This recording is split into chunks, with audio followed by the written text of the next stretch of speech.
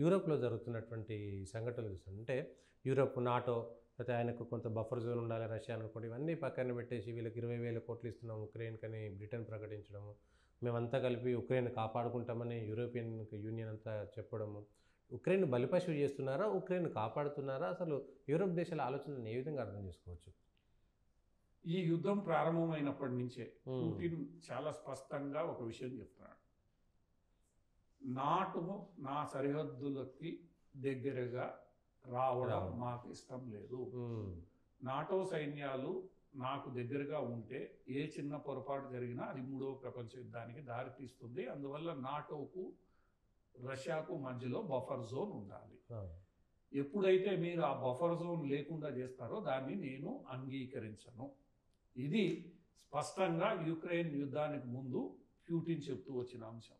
ఎప్పుడైతే వీళ్ళు ఆ బఫర్ జోన్కి వెళ్ళి యుక్రెయిన్ని కూడా మేము నాటోలో చేర్చుకుంటాం, యూరోపియన్ యూనియన్లో చేర్చుకుంటామని మొదలుపెట్టి నాటోలో కూడా యూరోపియన్ యూనియన్లో చేర్చుకోవడం వేరు. అవును. యూరోపియన్ యూనియన్లో ఒకానొక సందర్భంలో రష్యా కూడా ఒక అనుబంధ సభ్యురాలుగా ఉండింది. అవును. అందువల్ల యూరోపియన్ యూనియన్లో చేర్చుకుంటామని ఉంటే రష్యాకి పెద్ద ఇబ్బంది ఉండేది కాదు. ఎప్పుడైతే వీళ్ళు నాటోలో చేర్చుకుంటామన్నారో ఆ రోజు ఇబ్బంది మొదలైంది. దాన్ని రష్యా అంగీకరించదని స్పష్టం చేసింది. అంగీకరించకుండానే అతను ఎవరైతే రష్యా అధ్యక్షుడు పుటిన్ ఉన్నాడో వ్యూహాత్మకంగా యుక్రెయిన్ మీద దాడి మొదలుపెట్టాడు. అతను చేసిందంతా కూడా ఏంటంటే ఈ గత 3 ఏళ్లలో యుక్రెయిన్కు రష్యాకు మధ్యలో ఒకవేళ మొండిగా అమెరికా యుక్రెయిన్ నాటోలో చేర్చుకుంటే యుక్రెయిన్కు రష్యాకు మధ్యలో ఒక బఫర్ జోన్ క్రియేట్ చేయాలి. ఆ బఫర్ జోన్ అతను క్రియేట్ చేయడానికి ఎంచుకున్న బఫర్ జోన్ యుక్రెయిన్లో ఏదైతే ఉందో తూర్పు యుక్రెయిన్లో ఆ బఫర్ జోన్ ఎక్కువగా రష్యన్ మాట్లాడే వాళ్ళతో నిండి ఉన్న ప్రాంతం. ఈరోజు ఆ యుద్ధం ఆ బఫర్ జోన్లోనే జరుగుతోంది. మనం రష్యా యుక్రెయిన్ల మధ్య ప్రధానమైన యుద్ధం ఏదైతే ఉందో ఆ తూర్పు యుక్రెయిన్లో ఉన్న 4-5 ప్రావిన్సెస్ ఏవైతే ఉన్నాయో వాటిల్లోనే జరుగుతుంది. ఇది ప్రధానమైన సమస్య. దీన్నే ఇప్పుడు ట్రంప్ కూడా ప్రస్తావిస్తున్నారు. అసలు అవసరమా ఇది? యుక్రెయిన్ని నాటోలోకి తీసుకోవాల్సిన అవసరం ఏముంది? అసలు ఈ యుద్ధం చేయాల్సిన అవసరం ఏముంది దీనికోసం? మీరేవో 1940లో మీరు చెప్పిన సిద్ధాంతాలని పట్టుకొని ఇంకా ఏలాడుతూ ఉన్నారు. అవసరం లేదు. రష్యాతో తగాదా పెట్టుకోవాల్సిన అవసరం ఏమొచ్చింది? అనవసరపు తగాదా. మీరు ఏదో మీ సిద్ధాంతాలని మీ వీటిల్ని అభిష్టాలని బలవంతంగా రుద్దడానికి మీరు చేస్తున్నారు తప్ప ఇంకోటి కాదు అనేది ఈరోజు ట్రంప్ అభిప్రాయం. భారతదేశం కూడా ఈ విషయం స్పష్టంగా చెప్తూ వచ్చింది. ఏమని? ఇది యూరోప్ సమస్య. యూరోప్లో 2 వర్గాలు తెలుసుకోవాల్సిన సమస్య. దీన్ని మీరు ప్రపంచ సమస్యగా మారుస్తున్నారు. ఇది కుదరదు. మేము దీన్ని అంగీకరించాం. అది భారతే కాదు, చైనా చెప్తూ వచ్చింది, లేదా మిగతా దేశాలు చెప్తూ వచ్చాయి. ఇక్కడ ఈ మొత్తం వ్యవహారంలో ఒక స్పష్టత ఉంది. యుక్రెయిన్ని నాటో సభ్యురాలుగా చేర్చుకోకపోతే అసలు ఈ యుద్ధం ఉండదు. అంతవరకు ఒక పాయింట్ మీద అందరికీ అంగీకారం ఉంది. ఇప్పుడు సమస్య ఏంటంటే ఈ మొత్తం వ్యవహారాన్ని ముందుకు తీసుకెళ్ళడానికి ఈ బఫర్ జోన్ ఏదైతే ఉందో ఆ బఫర్ జోన్ ఎవరి ఆధీనంలో ఉండాలి? బఫర్ జోన్ అనేది ఎవరి ఆధీనంలో ఉండాలి? సమస్య అంతా దానికి ఈరోజు బ్రిటన్, ఫ్రాన్స్లు ఏం చెప్తున్నాయి? బఫర్ జోన్లో మేము పీస్ కీపింగ్ ఫోర్స్ ఉంచుతాము. నువ్వు వద్దనే కదా పుటిన్ చెప్తున్నాడు. సో ఈ చర్చలు ఏవైతే ఉన్నాయో ఈ చర్చలు రేపు ట్రంప్ ఎలా ముందుకు తీసుకెళ్తాడు, దాంట్లో భారత్ ఎంతవరకు సహకరిస్తుంది, మిగతా దేశాలు ఎలా స్పందిస్తాయి అనేది చూడాలి.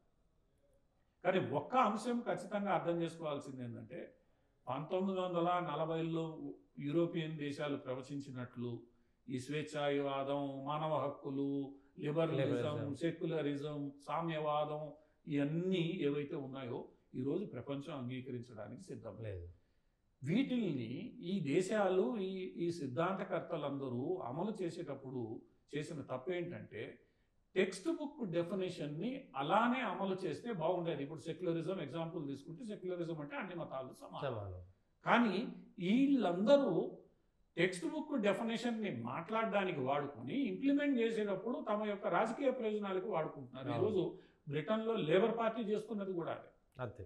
ఉదారవాద రాజకీయాల్లో ఈరోజు బ్రిటన్లో జరుగుతున్నది ఏందో అందరికీ తెలుసు. అందువల్ల ఇవాళ నాశనం స్థితిలోకి వెళ్ళిపోతుంది కదా మొత్తం.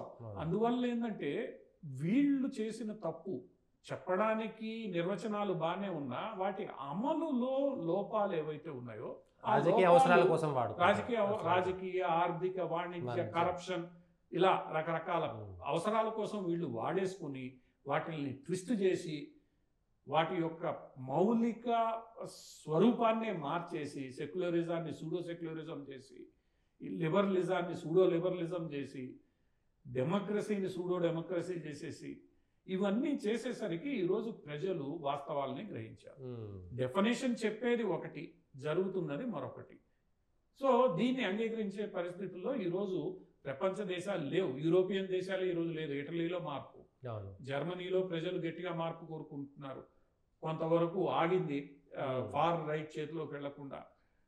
తర్వాత ఫ్రాన్స్లో కూడా ఫార్ రైట్ పార్టీలు ఈరోజు ప్రజల మద్దతు పొందుతున్నాయి. సరే, ఫార్ రైట్ అంటారా, నేషనలిస్టిక్ పార్టీలు అంటారా, దేశం ముఖ్యం అనుకునే వాళ్ళు అంటారా, ఏదైనా కానీ ఈరోజు ఈ తప్పుడు నిర్వచనాలు చెప్పే పార్టీలని వ్యక్తుల్ని నమ్మే పరిస్థితుల్లో ప్రపంచంలో ప్రజలు లేరు. అది సౌత్ అమెరికా కావచ్చు, లేదా ఆఫ్రికా కావచ్చు, లేదా ఆసియా కావచ్చు, యూరోప్ కావచ్చు, చివరికి అమెరికా కావచ్చు.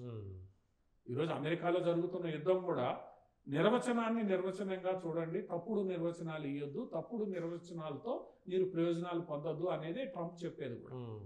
సో ఈ విషయంలో ఏదైతే ఉందో ఇప్పటికైనా యూరోపియన్ దేశాల నాయకులు మొండి పట్టుదలకు పోయి అహంభావానికి పోకుండా మేము తప్పులు చేసాం, ఆ తప్పుల్ని అంగీకరిస్తున్నాం, ఈ తప్పులు మళ్ళా జరగకుండా చూసుకుంటామన్న రీతిలో వ్యవహరిస్తే యుక్రెయిన్ రష్యా యుద్ధం 2 నిమిషాల్లో పరిష్కారం అవుతుంది. అలా కాకుండా ఈరోజు యూరోప్ దేశాలు ఏం చేస్తున్నాయి, ఒకసారిగా వెనక్కి తగ్గితే రేపు భవిష్యత్తు ఉంటుందో లేదో అన్న రీతిలో ఈ రాజకీయ నాయకులందరూ ఏకమైపోయి యుక్రెయిన్కి మేము నిధులు ఇస్తాం, యుక్రెయిన్కి అది చేస్తాం, ఏమైనా కానీ ఆ విషయంలో ట్రంప్ స్పష్టంగా చెప్తున్నారు, వీళ్ళు ప్రజల్ని చంపడానికి సిద్ధంగా ఉన్నారు, అవసరమా ఇది అని. పోనీ మీ దగ్గర అంత శక్తి సామర్థ్యాలు ఉన్నాయా? ఈరోజు జర్మనీ ఎంతో పవర్ఫుల్ నేషన్ అనుకునే జర్మనీ ఈరోజు ఫ్రాన్స్ని నాకు నువ్వు నీ అటమిక్ సెక్యూరిటీ ఏదైతే ఉందో ఎక్స్టెండ్ చేయమని అడిగే పరిస్థితి. మీరేం చేశారు ఇన్ని రోజులు? మీ దేశాల సెక్యూరిటీని అమెరికాకి అప్పచెప్పేసి మీ ఇష్టం వచ్చినట్టు మీరు సిద్ధాంతాలని ప్రవచించుకుంటూ కూర్చున్నారు. ఈరోజు మీ దేశాల సెక్యూరిటీకి ఇబ్బంది వస్తుంది అనేసరికి గందరగోళంలో ఉన్నారు. ఒకటి మీ సిద్ధాంతాలు, 2 దేశాల భద్రత. రేపు ప్రజలు మిమ్మల్ని అంగీకరిస్తారో లేదో తెలియదు. పుటిన్ అంటే భయం. ఈ గందరగోళం నేపథ్యంలో ఈరోజు యూరోపియన్ దేశాలు వ్యవహరిస్తున్నాయి. రాబోయే రోజుల్లో నెమ్మదిగా ఈ గందరగోళం తొలుగుతుంది. ఎందుకంటే ఈరోజు యూరోప్కి మద్దతు ఇవ్వడానికి అమెరికా సిద్ధంగా లేదు, యుక్రెయిన్కి అసలు లేదు. భారత్ లాంటి దేశాలు కూడా ఈరోజు పెద్దగా యూరోప్ని పట్టించుకునే పరిస్థితులు లేవు. ఈ తగాదా ఏదో మీరు తెలుసుకోండి, మేము వేలు పెట్టాం, మా దేశ ప్రయోజనాలు మాకు ముఖ్యం. గల్ఫ్ దేశాలు కూడా ఆ విషయాన్ని యూరోపియన్ దేశాలకు చాలా స్పష్టంగా చెప్తున్నాయి. ఎందుకంటే వీళ్ళు ఈ శరణార్థుల పేరుతో ఆడిన ఆటలన్నీ గల్ఫ్ దేశాలకు గుర్తున్నాయి. ఆ రోజు వీళ్ళందరినీ మీరు ఈ దేశాలని మీరు మీ ప్రజల్ని ఇబ్బందులు పెడుతున్నారు, మీరు తీసుకోవట్లేదని వీళ్ళ మీద విమర్శలు చేశారు వాళ్ళంతా. అందువల్ల ఏంటంటే ఎవరి మద్దతు వచ్చే అవకాశం లేదు. కాబట్టి యూరోపియన్ దేశాలు ఇకనైనా ఈ టెక్స్ట్ బుక్ డెఫినేషన్స్ని ఇష్టానుసారం మార్చుకోవడం మానేసి వాస్తవ ప్రపంచంలోకి వచ్చి వ్యవహరిస్తే యూరోప్లోనూ శాంతి నెలకొంటుంది. అది ఈస్టర్న్ యూరోప్, వెస్టర్న్ యూరోప్ అంటే రష్యా కాకుండా శాంతియుతంగా, ఇప్పుడు సోవియట్ కొలాప్స్ అయిన తర్వాత శాంతి ఉంది అక్కడ. శాంతి ఉన్నప్పుడు మీరు కావాలని కెలుక్కుని యుద్ధాన్ని ప్రారంభించారు. అటువంటిది లేకుండా చూసుకోవాల్సిన బాధ్యత మీ మీద ఉంటుంది. రష్యాకి తనని తాను డిఫెండ్ చేసుకునే హక్కు కూడా ఉంటుంది. ఆ హక్కు కేవలం మీకే కాదు కదా. సో ఈ విషయాన్ని ఈరోజు యూరోపియన్ దేశాలు గుర్తుపెట్టుకోవాలి. ఇన్ని రోజులు వాళ్ళు 1940 నుండి ఈ రోజు వరకు వాళ్ళు చెప్పిన మాటే ప్రపంచం వినాలి, వాళ్ళు చెప్పిన సిద్ధాంతమే ప్రపంచం. అందుకనే మన విదేశాంగ శాఖ మంత్రి జయశంకర్ మ్యూనిచ్లో మాట్లాడుతూ, ఏ రోజు ఎన్నికలు పోని యూరోపియన్ దేశాల నాయకులు ప్రజాస్వామ్యం గురించి మాట్లాడుతున్నారు, అది చాలా గొప్ప విషయం, మేము నేర్చుకునేవలసిన విషయం. వీళ్ళ మాకు ప్రజాస్వామ్యం గురించి చెప్పేది. 75 ఏళ్లుగా భారతదేశం ప్రజాస్వామ్యం ఎలా ఉండాలి అనేది ప్రపంచానికి చెప్తోంది. మేము నేర్చుకోవాల్సిన అవసరం లేదు. మేము ఒక ఉదాహరణ అని అన్నాడు ఆయన. సో ఆ విషయంలో యూరోప్ అర్థం చేసుకోవాల్సింది ఏంటంటే మేమేదైతే చెప్తున్నామో అది ఆచరిస్తాము, అంతే. 100% ఆచరిస్తాం. అంతేగాని నా సెల్ఫ్ ఇది, నా రాజకీయ ప్రయోజనం ఇవంటి అంటే వాళ్ళ ప్రజలే నమ్మే పరిస్థితి లేదు. ఈ విషయాన్ని యూరోపియన్ దేశాలు అంగీకరిస్తే పాపం యుక్రెయిన్ ఇంకా ఇబ్బందుల్లోకి పోకుండా ఆగుతుంది.